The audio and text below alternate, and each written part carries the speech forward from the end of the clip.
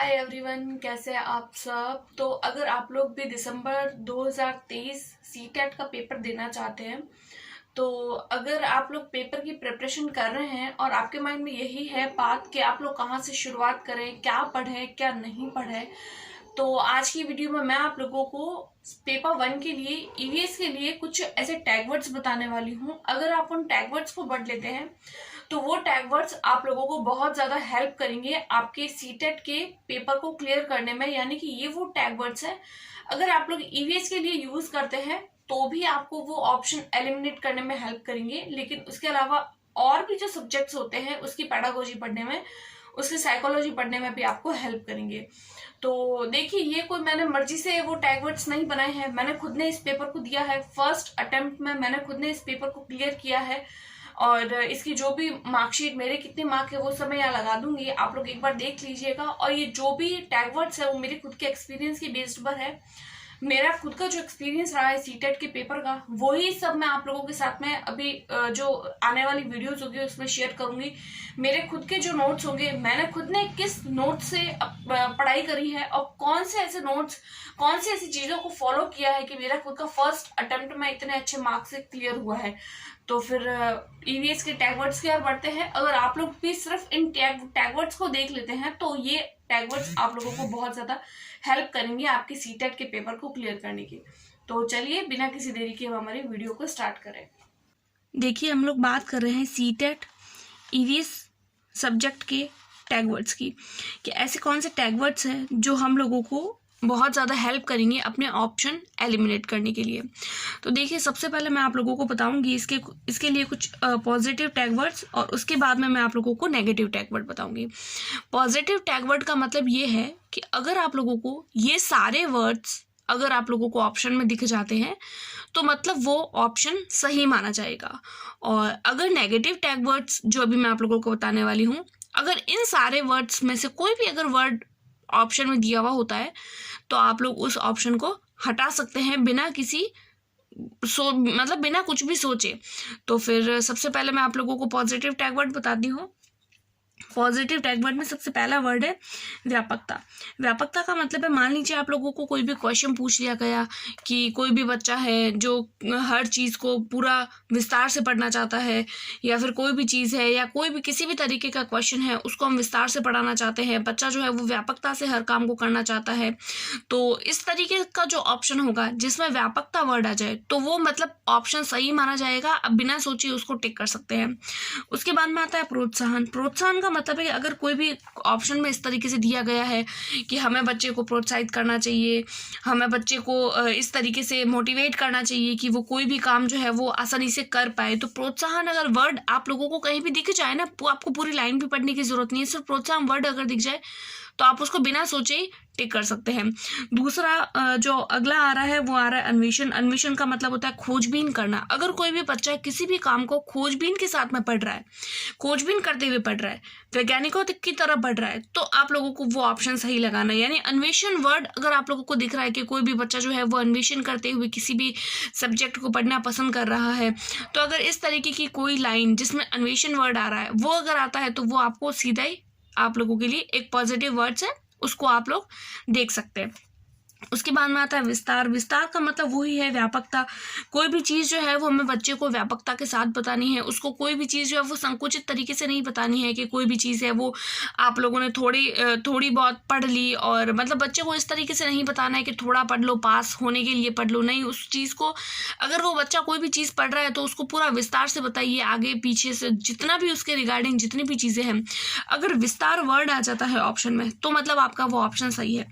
फिर आता है हमारा अगला वर्ड, वो आता है अवलोकन। अवलोकन का मतलब है अगर कोई भी बच्चा किसी भी चीज को अवलोकित करते हुए देखता है, मान लीजिए आप लोग ताजमहल टॉपिक पढ़ा रहे हैं, तो अगर आप लोग ताजमहल का जो है वो ताजमहल के बारे में बताते हैं, उससे अच्छा ये है कि आप बच्चे को ताजमहल ही लेकर जाइए। अब देखिए, हर जगह ताजमहल ले जाना या इस तरीके से हर चीज ले जाना पॉसिबल नहीं होता है, तो आप उसका मॉडल लेकर आइए, मॉडल बता दीजिए, वो खुद जब उस चीज को देखेगा, अवलोकन करेगा, तो वो बच्चा ज्यादा सीखेगा। तो अवलोकन वर्ड भी हमारा एक पॉजिटिव वर्ड है। उसके बाद में आता है प्रश्न करना। अगर क्लास के अंदर बच्चा जो है वो आपसे बार बार प्रश्न पूछता है तो ये बहुत अच्छी बात है, मतलब आपकी जो क्लास है वो पॉजिटिव है, प्रोडक्टिव है, आपसे बच्चा कुछ ना कुछ सीख रहा है।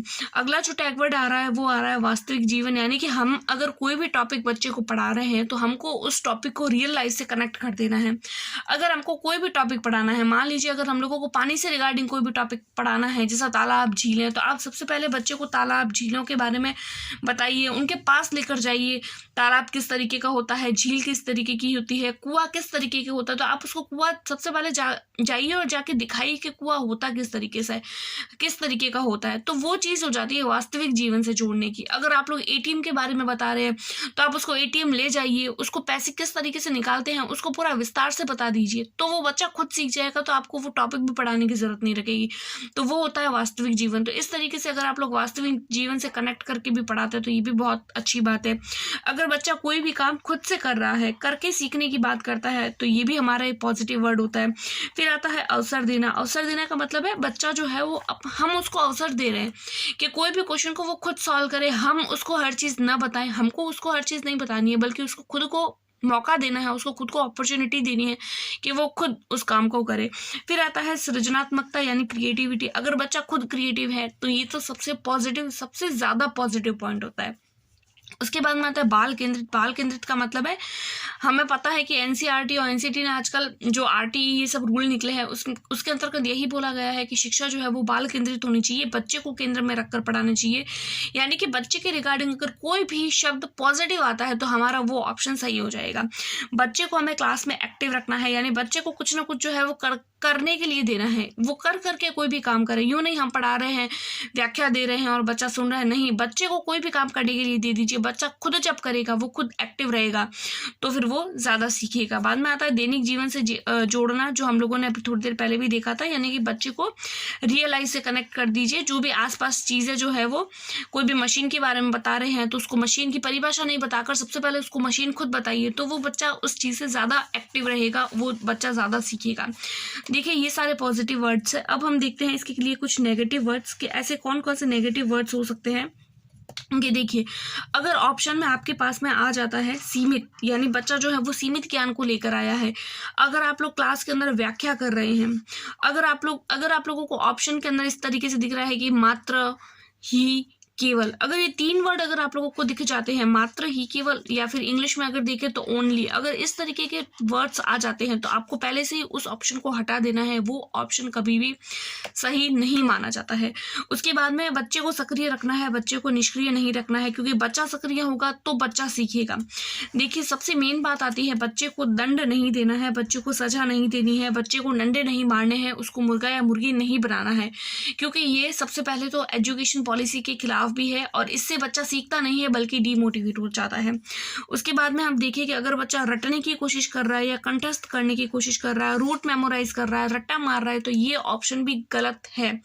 तो इस ऑप्शन को भी हमें बिना सोचे समझे कट कर देना है, क्योंकि रटना कोई भी चीज़ का सॉल्यूशन नहीं होता है, बल्कि समझना, उसको रियल लाइफ से कनेक्ट करके किसी काम को सीखना, अपॉर्चुनिटी के साथ, क्रिएटिविटी के साथ में किसी काम को करना, तो वो एक पॉजिटिव वर्ड है। उसके बाद में हम देखते हैं हतोत्साहित करना। मान लीजिए बच्चा कोई भी काम कर रहा है तो हम उसको ऐसे बोलते हैं कि तू ये नहीं कर सकता, क्यों कर रहा है, तो इस तरीके के वर्ड्स बोल के हमें उस बच्चे को डीमोटिवेट नहीं करना है। उसके बाद में हम देखते हैं ग्रेडिंग नहीं देनी है, यानी बच्चे को फर्स्ट, सेकंड, थर्ड देकर उसको ऊपर ठप्पा नहीं लगाना है कि ये क्लास के अंदर फर्स्ट है, ये क्लास के अंदर सेकंड है, इस तरीके की ग्रेड नहीं देना है। उसके बाद में शिक्षा जो होती है वो बाल केंद्रित होती है, उसको शिक्षक केंद्रित नहीं बनाना है, यानी कि टीचर को सेंटर में नहीं रखना है बल्कि बच्चे को रखना है। बच्चे को कठिन कार्य नहीं देना है। देखिए कठिन कार्य का मतलब ये नहीं है कि हमें बच्चे को काम ही नहीं देना है, बिल्कुल ईजी सा काम देना है। कठिन कार्य का मतलब है कि बच्चा जिस एज का है उसको उस एज का काम देना है। अगर बच्चा 5वीं में पढ़ता है तो उसको 5th क्लास की ही ऑप्शन, उसी तरीके के उसको सवाल सॉल्व करने के लिए देने हैं, उसी तरीके के क्वेश्चन उसको सॉल्व करने के लिए देने हैं। यूँ नहीं है कि बच्चा 5th में पढ़ रहा है, हम उसको 10th के क्वेश्चन दे रहे हैं तो ये उसके लिए कठिन कार्य हो जाएगा, तो वो हमको नहीं करना है। फिर आता है पाठ्य पुस्तक केंद्रित। अभी मैंने बताया कि शिक्षा जो होती है वो बाल केंद्रित होती है, पाठ्य पुस्तक नहीं। अगर आप सिर्फ इतने टैग वर्ड्स को यूज रख लेते हैं, उसके बाद में अगर आप लोग ऑप्शंस को एलिमिनेट करते हैं, तो आई होप सो आप लोग 100% जो है वो ईवीएस क्या बाकी सारे सब्जेक्ट में भी बहुत अच्छे मार्क्स जो है वो गेन कर सकते हैं। हैं। अगर आप लोगों को और भी हैंड रिटन नोट्स चाहिए तो प्लीज़ आप मेरे चैनल को सब्सक्राइब कर लीजिए, क्योंकि सीटेट के रिगार्डिंग और भी टीचिंग एग्जाम से रिगार्डिंग मैं आप लोगों के लिए वीडियोज़ लाती रहती हूँ। होप सो आज की क्लास जो होगी वो आप लोगों को समझ आई होगी। इसके अलावा अगर आप लोगों को सीटेट के लिए या कोई भी सब्जेक्ट के लिए अगर आप लोगों को मेरे हैंड रिटन नोट्स चाहिए तो आप मुझे कमेंट कर सकते हैं, मैं टेलीग्राम पर आप लोगों को ज़रूर शेयर कर दूंगी।